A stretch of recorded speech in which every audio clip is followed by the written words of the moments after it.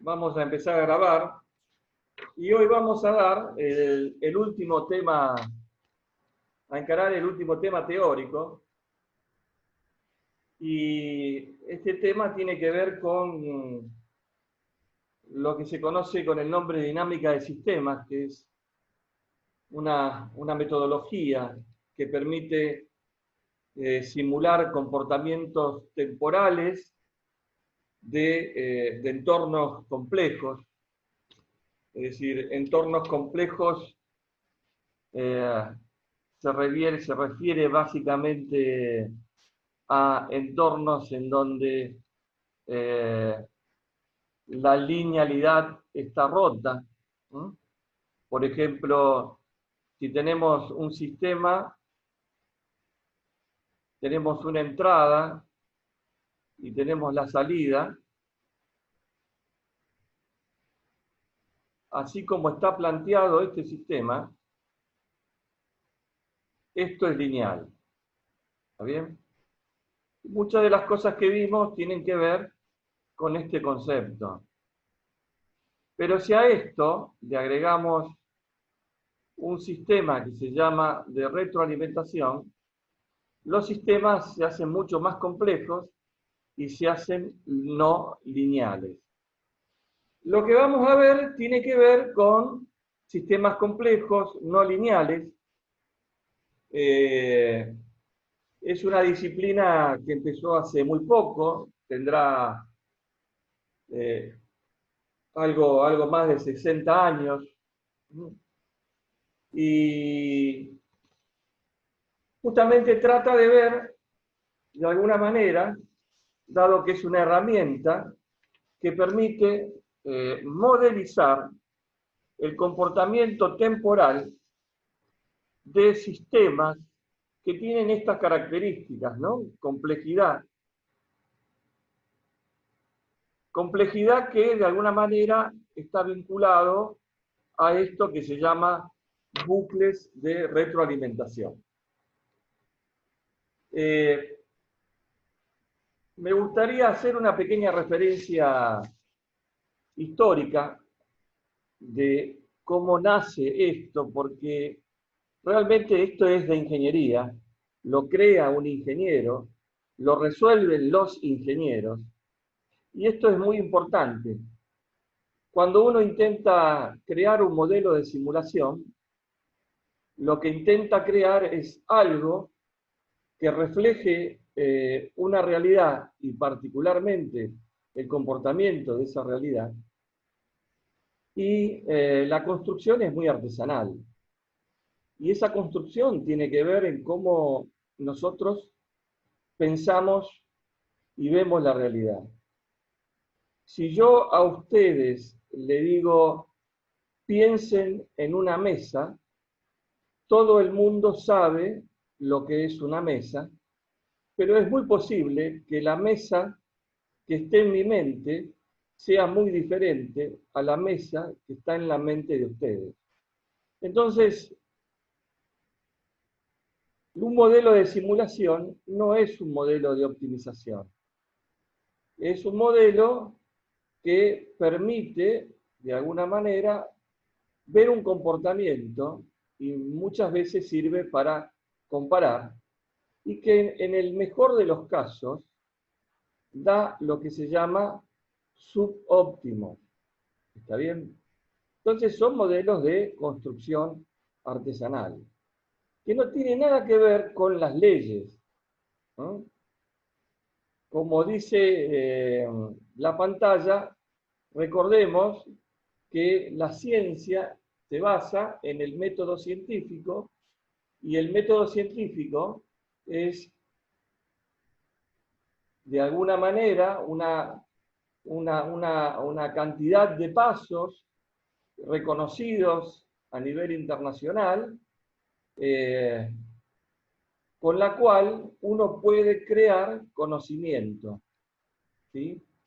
Y lo que informa, evidentemente, tiene que ser reproducible, tiene que ser medible, pero esa metodología es reconocida por todos y se llama método científico. Acá nosotros no usamos el método científico para modelizar, usamos una cantidad de pautas, usamos una cantidad de visualizaciones, de experiencia previa, y no hay una metodología que tenga que ver con la ciencia, ¿no? Entonces, ya una persona, un ingeniero en sistemas, que ya en 1960 empieza a trabajar ya había hecho antes en la década del 50, entre el 50 y el 60, había trabajado en la General Electric, se llama Jay Forrester. Tuvo una visión y una idea de ver los problemas de la empresa con un enfoque que se denominó, ya desde el vamos, enfoque sistémico, ver la realidad como un sistema, de manera tal de analizar desde el punto de vista estructural cuáles eran los elementos que componían el sistema y desde el punto de vista del comportamiento, qué lo generaba.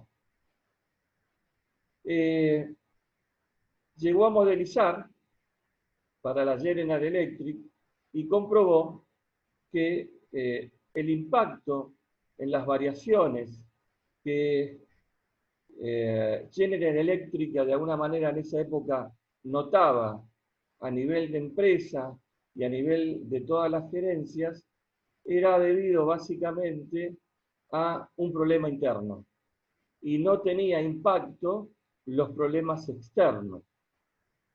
Este enfoque que nace en una industria privada es tomado por el MIT. El MIT es un instituto el más prestigioso del mundo en tecnología, es el Instituto Tecnológico de Massachusetts. Digamos, todos los premios Nobel en tecnología, en ciencia, o muchos, están ahí y se cruzan con los alumnos, y uno puede hasta charlar con ellos, porque son los profesores de ahí. Y en el 60 demuestra que usando este enfoque sistémico y lo que se denominan ecuaciones de flujo, por supuesto, ecuaciones de flujo entre determinados elementos estructurales, se puede demostrar cuál es el comportamiento de este tipo de sistemas. Ya en el año 58, Bennett desarrolla un lenguaje que se llamó SIMPLE, Simulation Industrial Equation. En el 60, Fox y Page, una versión mejorada del Simplex, que se llamó un programa Dynamo, Dynamic Models. En el año 61, Forrester escribe uno de los libros más icónicos de la tecnología moderna, que se llamó Dinámica Industrial, y que actualmente se usa como una bibliografía de base. Te los recomiendo. Y en el año 68, desde la ingeniería, y esto es muy importante, se empiezan a resolver, usando el enfoque sistémico, problemas de índole económico, social. Bueno, la dinámica de sistemas se empieza a extender a prácticamente todo el mundo académico y todo el mundo científico y todo el mundo, digamos, real, ¿no? En el año 1970, Jay Forrester es invitado por el Club de Roma. El Club de Roma, de alguna manera, era un centro de poder mundial que tenía un predicamento de la humanidad. Era en ese momento lo que se llamaba el mercado común europeo, ¿no? Ellos eran los que ponían la guita para financiar el Club de Roma. Y tenían una sospecha. La sospecha que tenían era tratar de evitar lo que ellos llamaban la crisis global. Entonces, ¿qué era la crisis global? Era los recursos, el agotamiento por el uso de esos recursos, el impacto ambiental, el impacto social. Entonces, conocieron el enfoque sistémico de Jay Forrester y lo invitaron a el Club de Roma. Y se le encarga a Forrester el modelo del mundo. Si se animaba a construir con su enfoque sistémico el modelo del mundo. Y tal es así que Forrester aceptó, ya tenía un equipo de trabajo en el MIT y ahí nomás, porque prácticamente se cuenta como leyenda urbana que durante el viaje de vuelta a Estados Unidos, ya prácticamente Forrester ya tenía los grandes lineamientos y sobre en qué iba a basar el modelo, y prácticamente ahí al toque, a los 6 meses, saca lo que llamó World One, o sea, el libro, el modelo del mundo 1.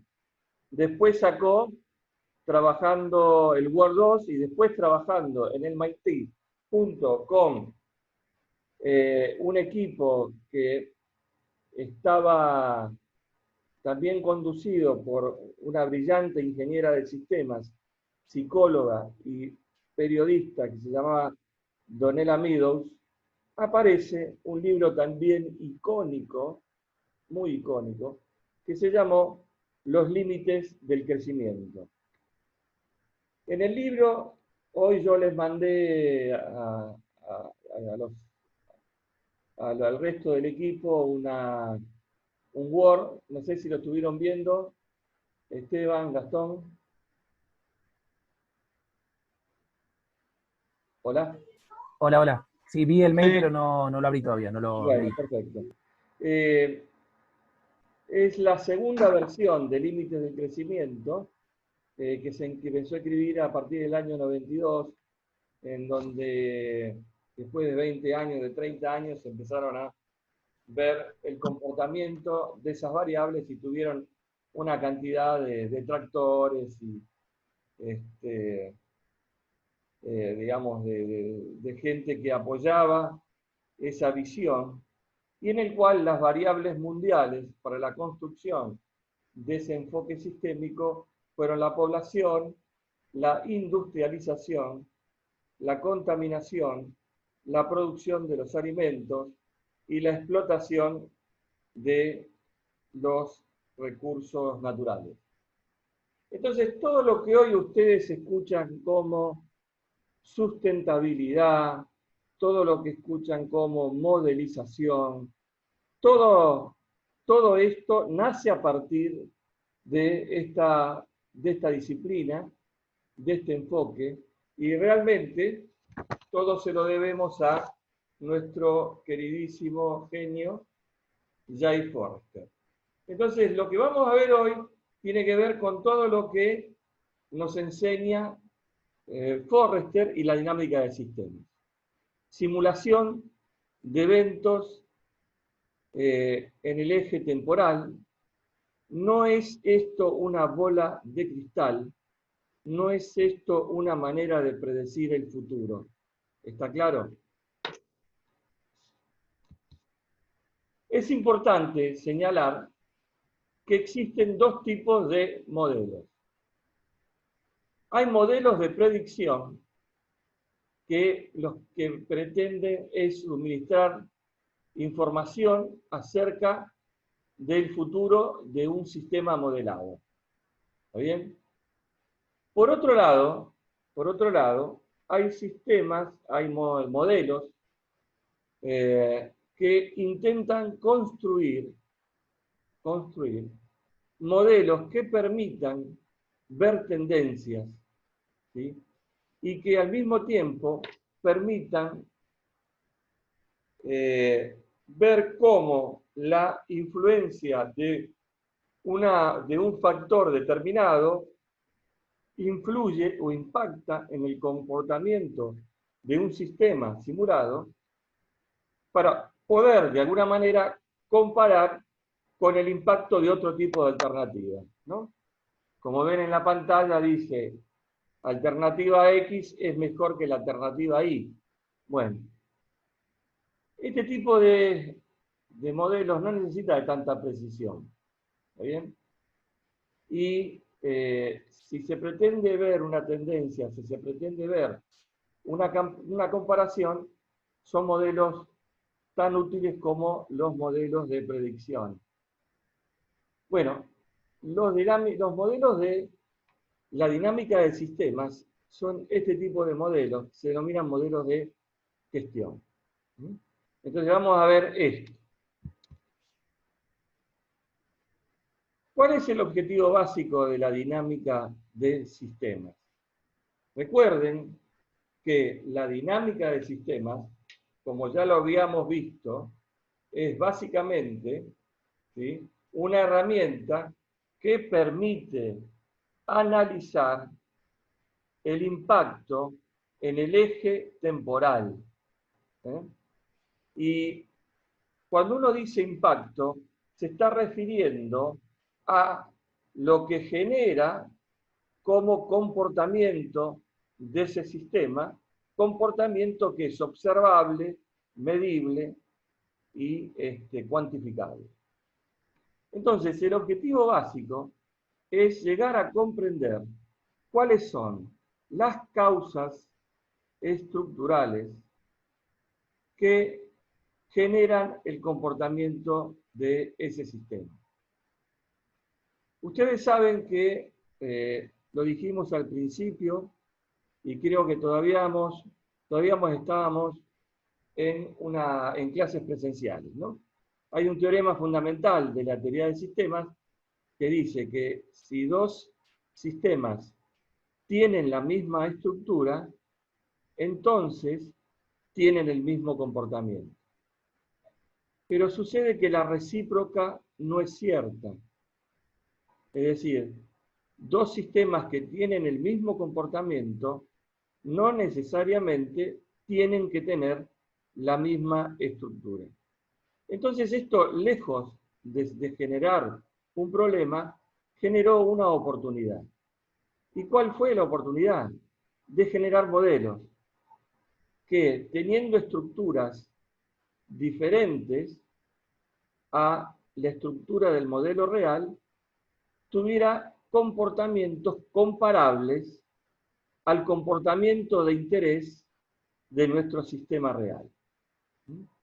Entonces, vamos a meternos en esto, de lleno, en lo más profundo del enfoque sistémico.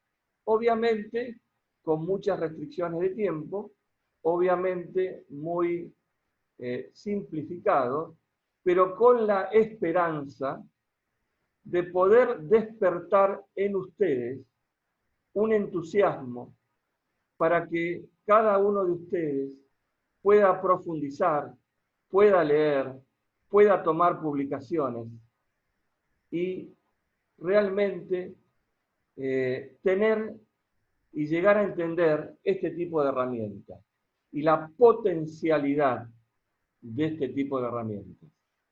¿Sí? Esteban siempre cuenta algo muy interesante que tiene que ver con el comportamiento del cambio climático. ¿Querés contarlo, Esteban? Sí, cómo no. Allá en el ¿Tenés la año presentación, 2000, no? 2000, ¿cómo? ¿Tenés la presentación? Sí, dame un segundito que la busco. Bueno, dale.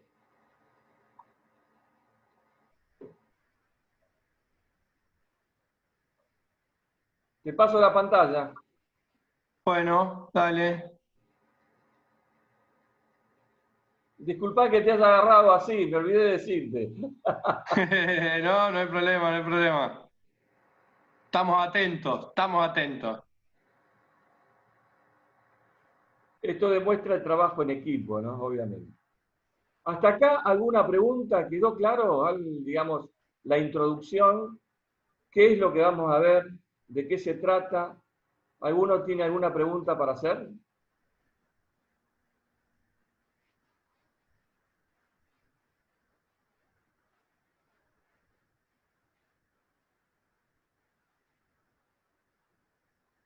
Ahí contesta Gustavo que no. Bueno. Agustino Watt, sí, sí, exactamente. Predicción y gestión. Sí, es así. Nosotros vimos todos elementos y modelos de predicción y ahora vamos a ver modelos de gestión que tiene que ver con esto, con la dinámica de sistemas. ¿Eh? O simulación de eventos continuos.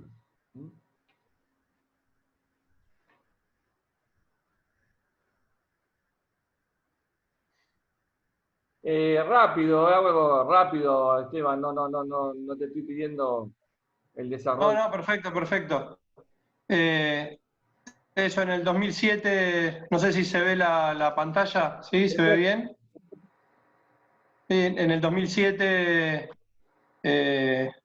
hubo, bueno, una cumbre mundial para trabajar en el cambio climático y emitieron un informe basado básicamente en modelos de simulación como el que está planteando Gustavo, y tomaron algunos datos históricos para conocer, por ejemplo, el primer gráfico que se ve acá, el primero es el promedio mundial de la temperatura en la superficie, que esto empezó en 1850.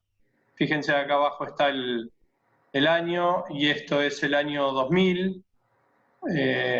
Algunos empezaron antes porque tenían forma de medirlo y de tomarlo. Otros se empezaron a medir no hace tanto tiempo, pero claramente había una tendencia que marcaba un aumento en la temperatura de la superficie. También había un aumento significativo en el nivel del mar y también había una disminución en la cantidad de nieve en el hemisferio norte. Entonces empezaron a trabajar y vamos a ir derecho a esta, que es la que más me gusta. Y empezaron a trabajar con el efecto invernadero y con el cambio, bueno, que era uno de los factores más importantes en el cambio climático.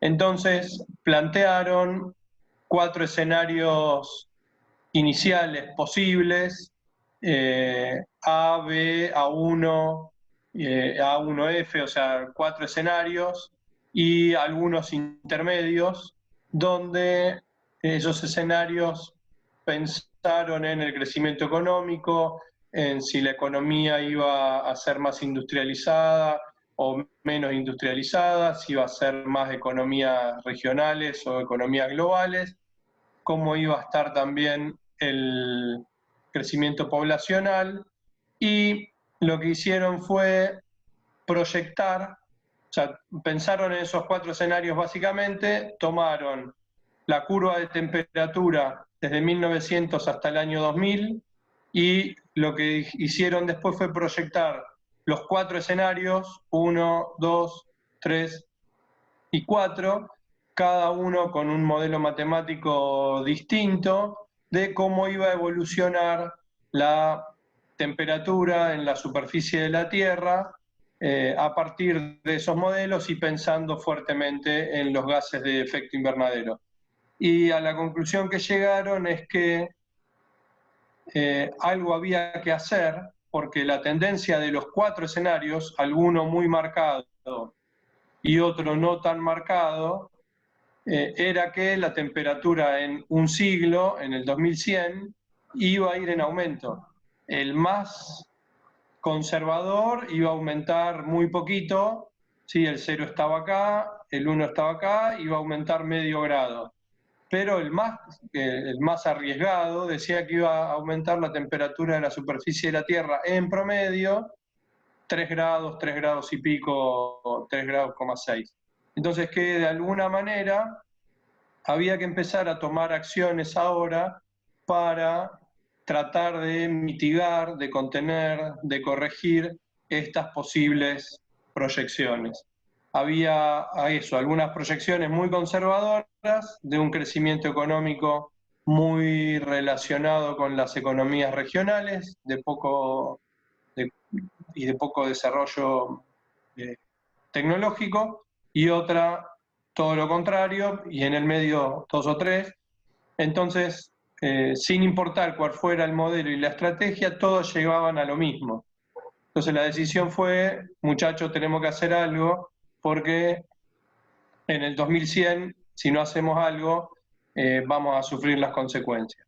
Entonces, bueno, esto es un modelo de simulación de dinámica de sistema de eventos continuos que permitió tomar decisiones que se están tomando ahora, los acuerdos de comercio, la reducción de las emisiones de dióxido de carbono, que apuntan a mitigar estos escenarios que estamos viendo acá, que no es más que una simulación, ¿sí? Es lo que está diciendo Gustavo ahora, ¿no? Después hay, bueno, otro modelo matemático, otros modelos matemáticos también de simulación de eventos continuos. Vieron cuál era el crecimiento de la población hasta 1990, más o menos, ¿sí? Y después proyectaron hasta el 2100 con distintos modelos matemáticos cuál podía ser la evolución del crecimiento poblacional. Y lo mismo, todos apuntan a que va a haber, o en promedio, digamos, va a haber un crecimiento sostenido de la población, salvo un grupo de modelos que plantean otra alternativa. Pero bueno, está clara la tendencia, que es lo que nos interesa conocer o nos interesa ver con este tipo de programas, ¿no? Sí, ahí Alejandro dice cómo dio esa evolución predictiva con respecto al 2020.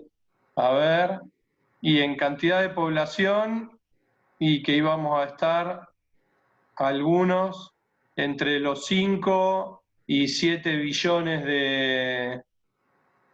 de habitantes, no tengo idea de cuánto estamos ahora, y en la emisión de gases de aumento de la temperatura terrestre, si esto es 2100, 2080, 2060, 2040, 2020, y debiéramos estar por acá, o sea que los escenarios indicarían que creció más o menos medio grado la temperatura, las predicciones. No sé los datos reales, la verdad, no sé, no los tengo, pero eso es la predicción. De todas maneras, no es la bola de cristal, ¿no? Esto tiene que quedar claro. Y ahí uno de los chicos hizo una pregunta que dice, ¿el modelo permite ir corrigiendo con los datos? Claro que permite, porque si se toma una decisión de reemplazar el petróleo por ejemplo, energías no convencionales, por autos que funcionen a batería y a motores eléctricos o hidrógeno, por supuesto que se va a ir corrigiendo. Y esa es la idea, ver cuál es la evolución, ¿m? Y ver que el impacto es cada vez menor. De todas maneras, a ver, el objetivo de todo esto es que ustedes vean que de alguna manera lo que van a ver se usa mucho, es un modelo actual. Es un modelo, el enfoque sistémico es discusión de posgrados, de maestrías. Así que, repito, si después de esta clase logramos, el equipo docente puede lograr, más allá de resolver algún problema puntual o algún ejercicio, que por supuesto que ahora lo vamos a hacer dentro de un rato, transmitirles a ustedes conceptualmente la potencialidad de esta herramienta, bueno, ustedes van a estar evidentemente como ingenieros a una altura que nosotros la consideramos digna de ser un ingeniero actualizado en términos de herramientas, ¿no? Así que, bueno, no sé si tenés algo más para comentarnos, Esteban. No, de esto, sí, o sea, podría empezar a hablar ahora y terminar dentro de 4 o 5 días, pero a los efectos de ilustrar un poco lo que estabas comentando, creo que es suficiente. Perfecto. Y es un ejemplo real. Permíteme una cosa más, Sí, sí. que no sé si lo dije, esto está publicado, o sea, acá lo pueden ver, ¿no? Si ustedes buscan el informe IPCC 2007, Cambio Climático, 2007, está todo esto y está bien explicado, digamos, cuáles son los escenarios, y si a alguno le interesa, ahí está explícito. Este es un resumen nada más. El IPCC 2007, Cambio Climático, es un resumen. ¿Listo? Nada más. Muchas gracias, Esteban. Por favor. Bueno, entonces voy a continuar con la presentación. Estábamos viendo entonces que el objetivo era ver el comportamiento en el eje temporal y fundamentalmente, también las frases que ustedes escuchan muy a menudo, el comportamiento a largo plazo. Esto implica el conocimiento de cada elemento que compone la estructura en su aspecto funcional y cómo se dan los links que actúan como nexo en cada uno de esos elementos estructurales para dar una estructura, para dar esa estructura compleja, digamos que se encuentra interconectada y que se denomina sistema, que tiene sus propios límites y sus propias leyes de comportamiento frente al universo que lo rodea. Bueno, esto repite el largo plazo, ¿no? Solamente en una escala de suficientemente amplia o larga de tiempo podrá verse el comportamiento o las tendencias fundamentales, ¿no? Por ejemplo, hoy está en discusión el tema de la vacuna del coronavirus y muchos señalan el peligro de no respetar los tiempos, que generalmente son de 10 a 12 años, para crear una vacuna que no tenga ningún tipo de contraindicación. Eso se llamaría efectos secundarios. Los efectos secundarios se ven a largo plazo, ¿no? Y muchas de las tendencias se ven justamente en el eje temporal y son aspectos sumamente significativos de aquello que queremos observar. Entonces, como dije antes, estructura y comportamiento.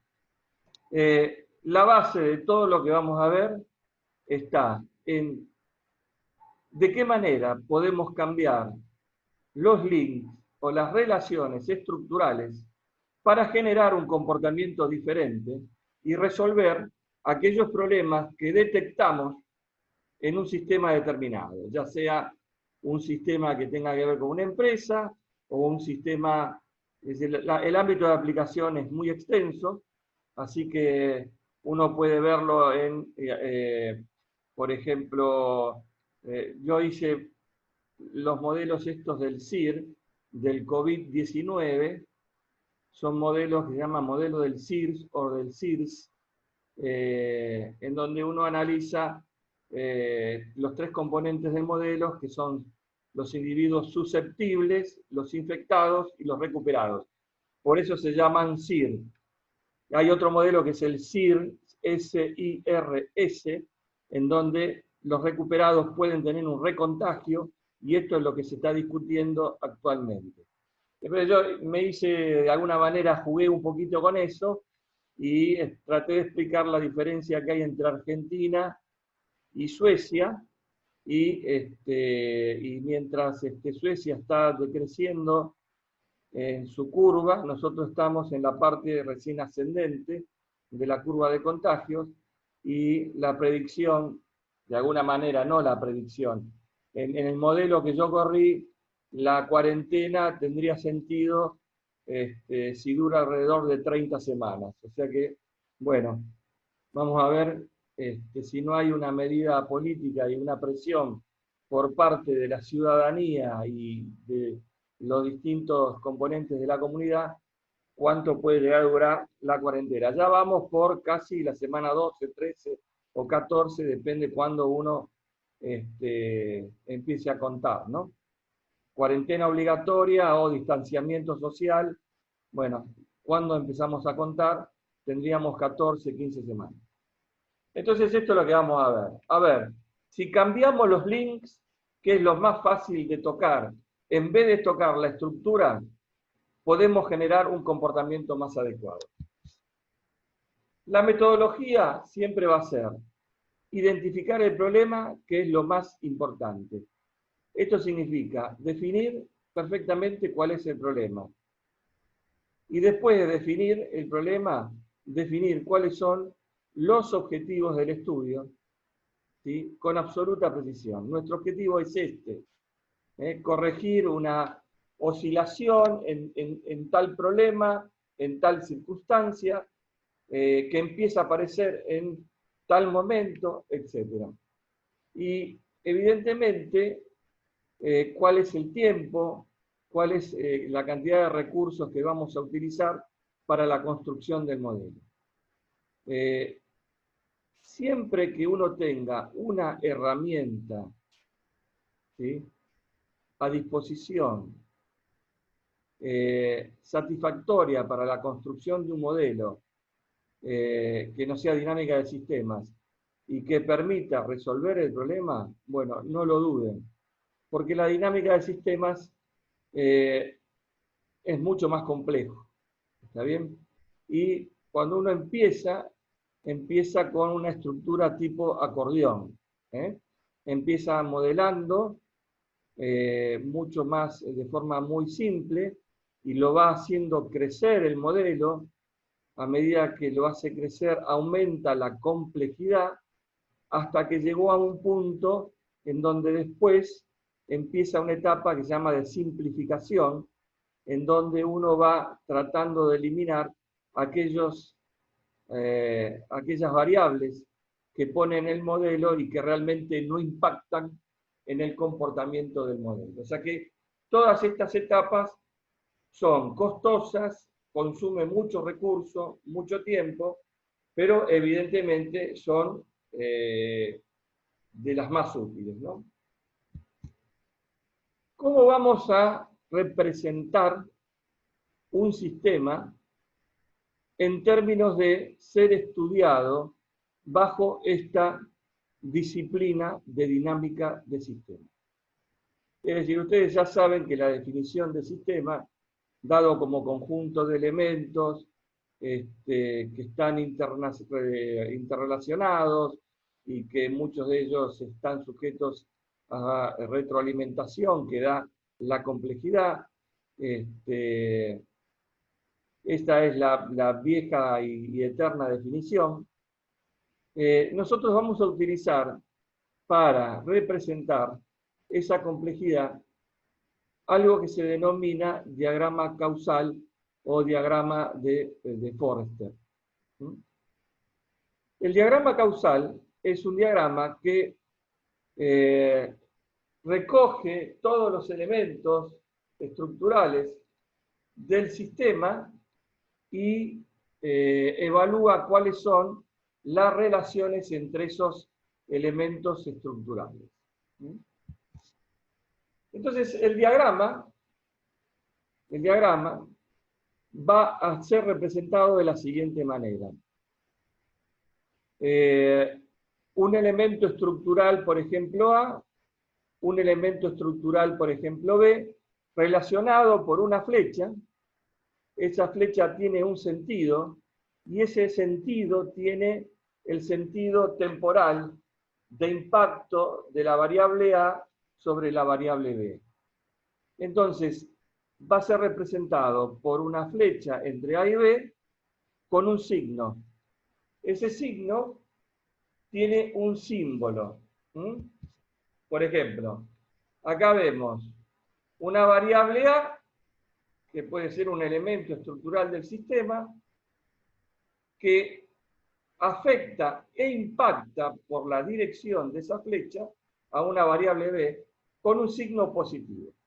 ¿Qué significa el signo positivo? Significa que la variación de A genera una variación de B en el mismo sentido que en A. Esto es, si A aumenta, B aumenta. Si B disminuye, si A disminuye, B disminuye. Este tipo, ¿sí?, de relación se llama relación positiva. Entonces, si existe una relación positiva, existirá obviamente una relación negativa entre A y B. Y acá la relación entre A y B será opuesta, es decir, un aumento de A impacta en B con una disminución. Y un aumento, una disminución en A genera en B un aumento de esa variable. Entonces, si esto es así, esta relación causal es negativa. Esto es muy importante porque, por lo que vamos a ver inmediatamente. Por esto. Por lo que se conoce con el nombre de retroalimentación, o bucles, o feedbacks. ¿Está bien? Alejandro, a ver. No, esta pregunta me parece que... Alejandro Torretegui, se da en el caso inverso.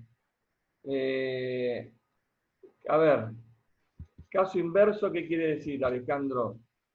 Analizarlo B a... Si de A disminuye B, por ejemplo, ahí. Bueno, pero si ahora vamos a ver. aumenta A... Sí. Justamente puede ser el caso de un bucle. Y ahora vamos a ver un bucle de estas características, como dice Alejandro, de A a B y de B a A. ¿Está bien? Me das un minuto y ya lo pasamos a ver. Pero déjame decirte algunas cosas. Por ejemplo, una cadena cerrada, ¿sí?, de relaciones causales recibe el nombre de bucle. Por ejemplo, acá hay una cadena cerrada. A, B, E, D, A. Esta cadena, ¿sí?, está formada por distintas variables. Y este concepto de cadena cerrada o bucle va a tener un signo. ¿Está bien? Por ejemplo, ¿cómo se determina el signo de estos bucles? Vamos a ver un ejemplo.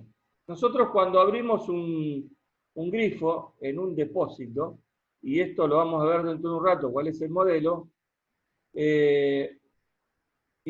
abrimos la canilla para llenar un vaso de agua. Entonces, bueno, el vaso de agua queremos un nivel determinado. Abrimos la canilla, vamos visualizando, y a medida que se va llenando el vaso, vamos cerrando la canilla hasta que cuando el vaso llegó al nivel adecuado, cerramos el grifo. ¿Está bien? Por lo tanto, existe un bucle. ¿Mm? Es decir, el sistema que está formado por nosotros, el grifo, el vaso de agua, constituye un bucle negativo. Ese bucle es negativo, ahora después lo vamos a ver, y es la característica de todo sistema que tiende a la estabilización. Cuando un sistema tiende a la estabilización, está caracterizado por lo que se denomina bucle estabilizador o bucle negativo, porque busca un objetivo, ¿no? ¿Cómo determinamos el signo de los bucles? ¿Vamos bien hasta acá? Pareciera que sí. Sí, dice Alejandro. Bueno, ¿quedó claro el concepto de bucle? Sí, dice Gastón también. Bueno, dice, fíjense, nosotros tenemos varios bucles. Vamos a ver el bucle. Vamos a ver primero cómo se determina el signo de un bucle. ¿Está bien? Cuando los bucles son positivos, es consecuencia de que el número de relaciones negativas es par.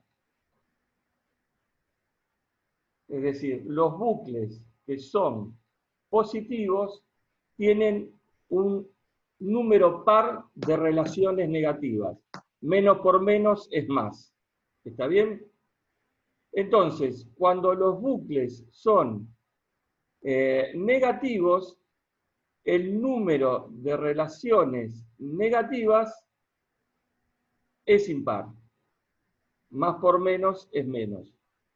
¿Está bien?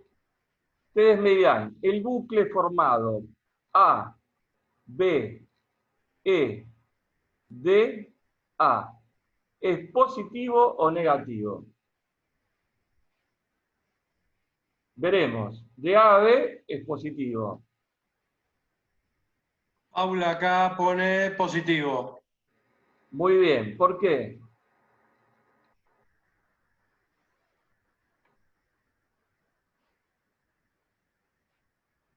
Todas las relaciones son positivas. Pero no es la definición. Fíjate qué dice la definición.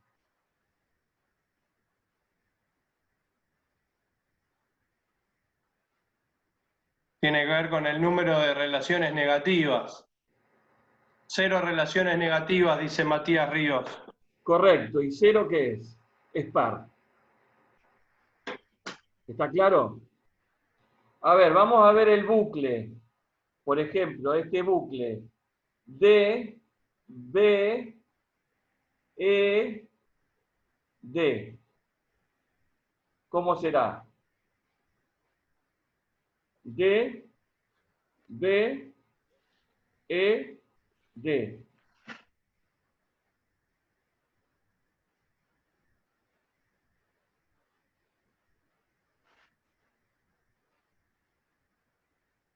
Debe... D, B, E, D. Fichame vos porque si no, fíjate. Sí, Gastón dice negativo, Alejandro dice negativo, Correcto. Paula dice negativa. Y otra pregunta, ¿DB es negativo? Perfecto. Sí.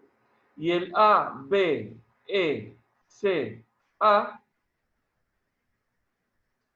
B positivo, positivo, E, de B a E positivo, de E a C es negativo, de C a A es negativo. Dos negativos es par, entonces es positivo. Bueno, ¿por qué insistimos en reconocer el signo de un bucle? Porque por este motivo, por esto, esta es la importancia conceptual. Un bucle positivo tiene este comportamiento, da sistemas inestables, explosivos. ¿Está bien? Un bucle negativo da este tipo de comportamiento. Entonces nosotros, si tratamos de estabilizar un sistema, debemos encontrar qué está funcionando mal en el bucle negativo, o si tiene un bucle estabilizador. ¿Está claro? Esta es la importancia del reconocimiento del signo en un bucle o en un feedback o en una cadena cerrada en el diagrama causal. Entonces, lo que de alguna manera estábamos hablando es lo que dice acá. El concepto de bucle es útil para ver qué tipo de sistemas tenemos y cuál es el comportamiento dinámico. En general, un sistema puede oscilar persistentemente o puede estar en equilibrio o puede decaer con rapidez. Entonces uno puede identificar cómo modificar los bucles para, de alguna manera, lograr un objetivo determinado, que era parte de, digamos, de las consignas que teníamos que tener para la construcción del modelo. Identificar el problema y identificar cuál es el objetivo. ¿Está claro? En general, cuando un sistema tiene oscilaciones, esas oscilaciones, si son decrecientes y tienden a estabilizarse, es consecuencia de que además de tener bucles negativos dominantes, tiene lo que se llama más de una variable de nivel. Ahora después vamos a definir lo que es una variable de nivel. La aplicación de todo esto se extiende a lo que sea, a la parte industrial, a la parte climatológica, a la parte económica, los modelos econométricos, modelos biológicos, modelos microbiológicos, lo que quieran, materias primas, medicina. ¿Cuál es la utilidad más importante? Es comprender cómo la estructura de un sistema provoca su comportamiento. ¿Está? Y esto es importantísimo. En general, los modelos de simulación son modelos subóptimos porque no tienen una expresión matemática que pueda ser maximizada o minimizada. Entonces, obviamente lo que vieron ustedes hasta ahora, muchos de ellos eran problemas de optimización. Ustedes estaban en general jugando con modelos en los cuales existía un objetivo maximizante o minimizante. Bueno, acá esto es de gestión, es variación en el eje temporal y tratamos de identificar distintos elementos. ¿Cuáles son los elementos que tratamos de identificar? Bueno, por ejemplo, existen elementos estructurales que son limitativos. ¿Qué quiere decir? Quiere decir que en algún momento, o ahora mismo, mejor dicho, limitan el crecimiento o la evolución del sistema. Y este elemento puede ser cambiante a través del tiempo. ¿Está bien? Y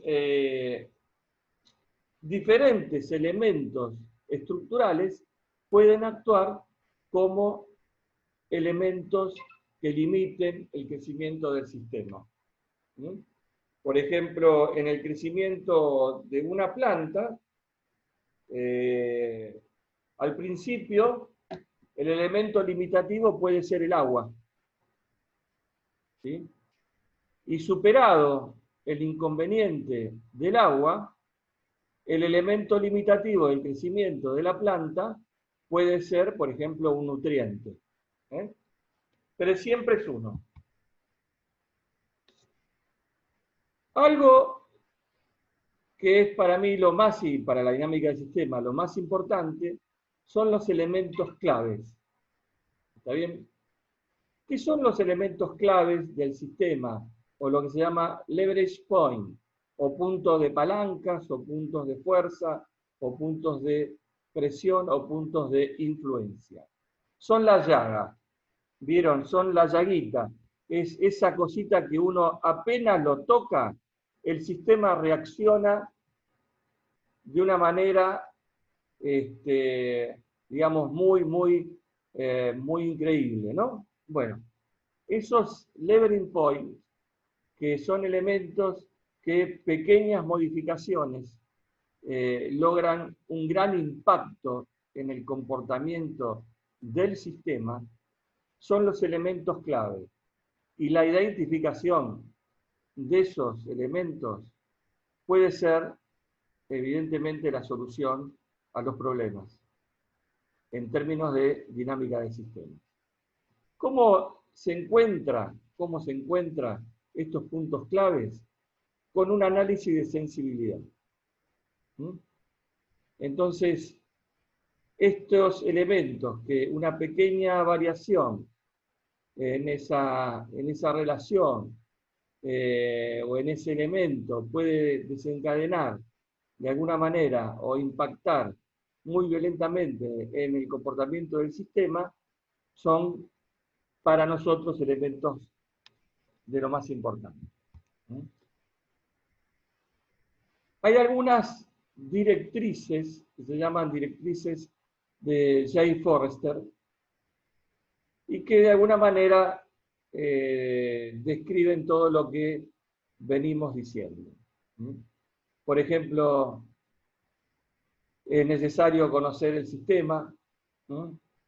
En general es fundamental anotar, comprobar, no dejarse llevar por influencias o por indicaciones, porque cuando uno va a estudiar un sistema, y ese sistema tiene que estar relacionado con comportamiento socioeconómico, hay personas, y las personas forman parte del sistema, y si el sistema está en problema, las personas forman parte del problema.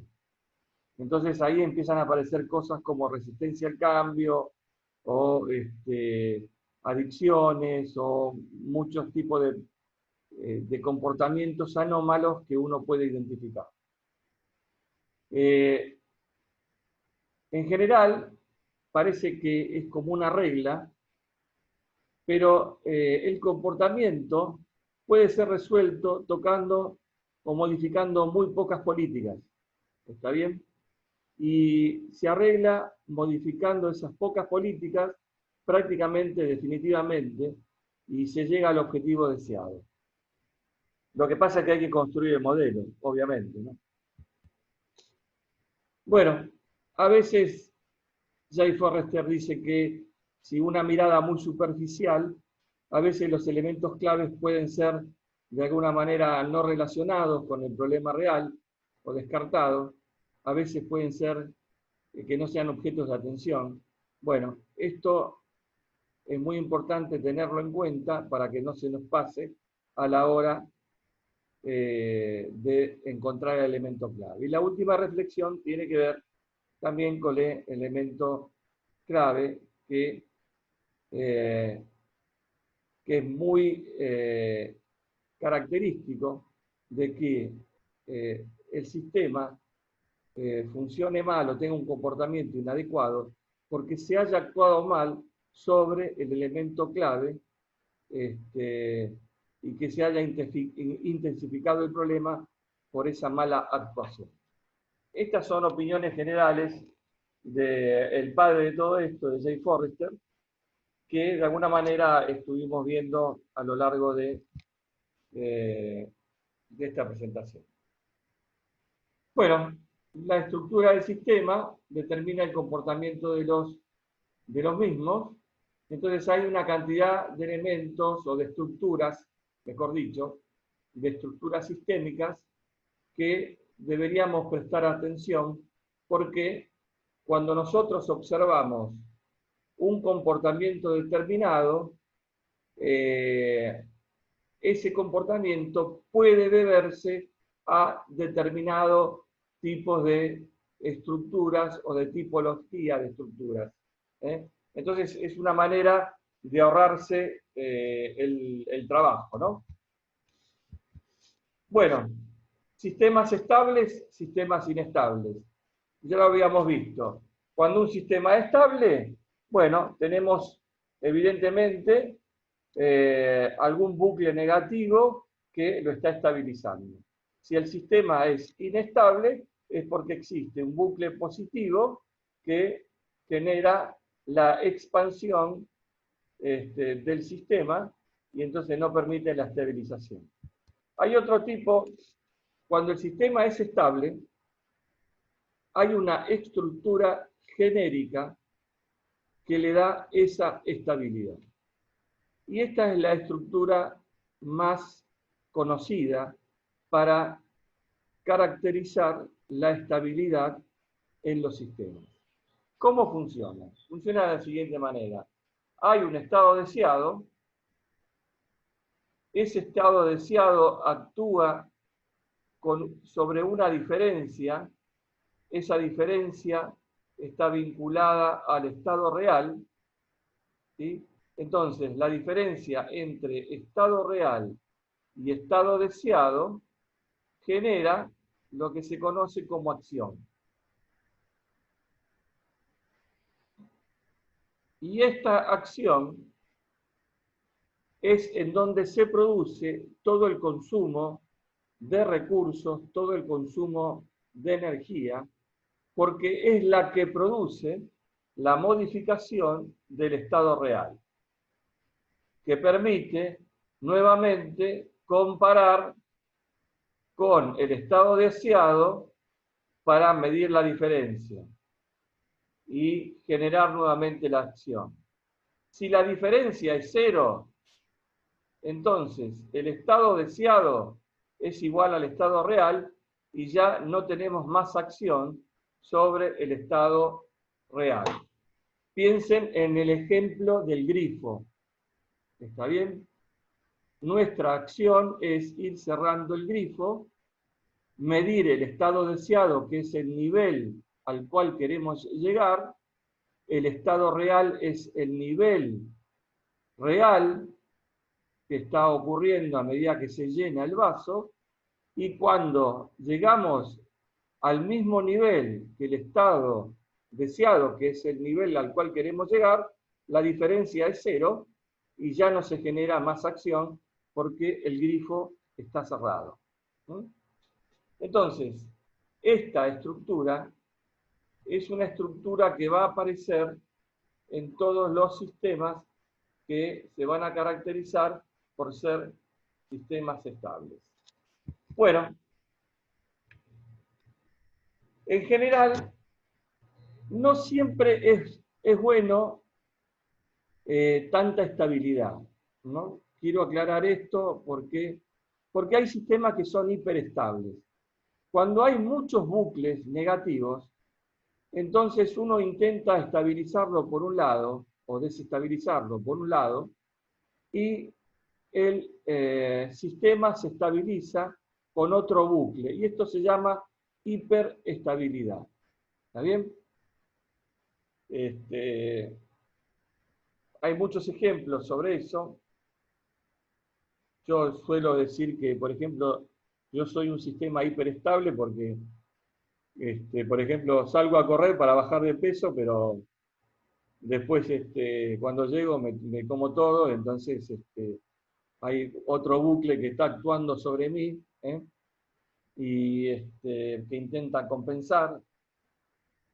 Pero en general, cuanto más inteligente sea un sistema, más claros tenga sus objetivos, más estable será. Obviamente que esto es aplicable a las personas. Bueno, vamos a hacer, así yo ya